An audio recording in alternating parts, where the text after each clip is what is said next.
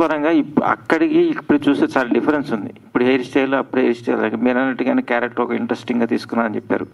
So సినిమాలో మొత్తం through out హీరోని ఏడిపిస్తారా, మిగతా జనాలను ఏడిపిస్తూ ఉంటారా మీ క్యారెక్టర్?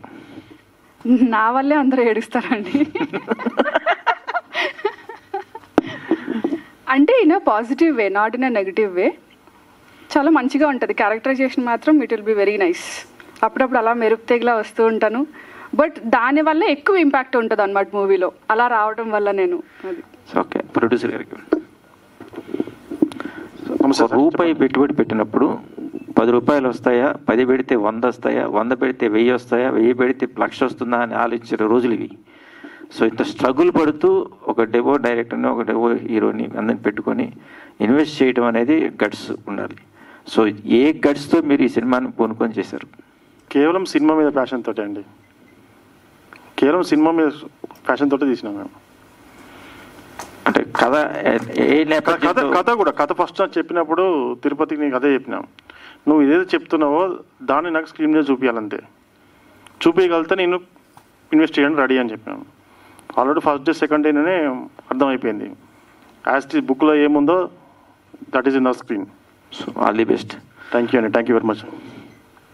ప్రొడ్యూసర్ సార్ ఫస్ట్ నుంచి కూడా అండి అసలు ప్రాఫిట్ వస్తుందని ఎప్పుడు ఎక్స్పెక్ట్ చేయలేదండి. ప్రాఫిట్ గురించి అసలు ఆయన థింకింగ్ లేదు. ఒక మంచి కథ తీయాలి, జనంలోకి వెళ్ళాలి అని, క్వాలిటీ మూవీ తీయాలని ఆ పాయింట్తోనే ఆయన వచ్చారండి. అసలు ఫస్ట్ నుంచి ఎక్కడ ప్రాఫిట్ అనేది ఎప్పుడు మాట్లాడలేదు బాబు ఆయన. సో ఆయన కోసం ఈ మూవీ హిట్ అవ్వాలండి.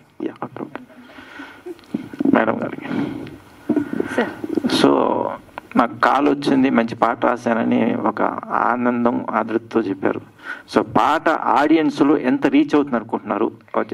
ఏదన్నా ఒక పల్లవి అన్న పాడతారా? ఖచ్చితంగా. అంటే అది పాడింది మంగ్లీ గారు, ఫేమస్ సింగర్. మీ దగ్గర కూడా ఒక ఉంటుందిగా అండ్ కంపోజర్ సురేష్ బొబ్లీ గారు. డెడ్లీ కాంబినేషన్ అది. ఎన్ని సూపర్ హిట్ సాంగ్స్ వచ్చాయి. నేను పాడితే బాగుంది, బట్ 2 లైన్స్ అది కూడా మ్యూజిక్ డైరెక్టర్ ముందు అడుగుతున్నారు మీరు. కొమ్మ కొమ్మ పూలు ఇల్లు జరేనంట, రెమ్మ రెమ్మ పూలు, ఈ టైప్లో ఉంటుంది. బతుకమ్మ సాంగ్ ప్రతి తెలంగాణ స్త్రీ బతుకమ్మ ఆడేటప్పుడు పెట్టుకొని పాడే అద్భుతమైన పాట. అది సిచ్యువేషన్కి తగ్గట్టుగా ఒక ఛానల్లో చిన్న చిన్న చేంజెస్ ఉంటాయి. అండ్ సురేష్ బొబ్బిలి గారికి అండ్ తిరుపతి గారికి, భాస్కర్ గారికి మీరు అడిగిన సందర్భంగా మళ్ళీ నేను థ్యాంక్స్ చెప్తున్నా.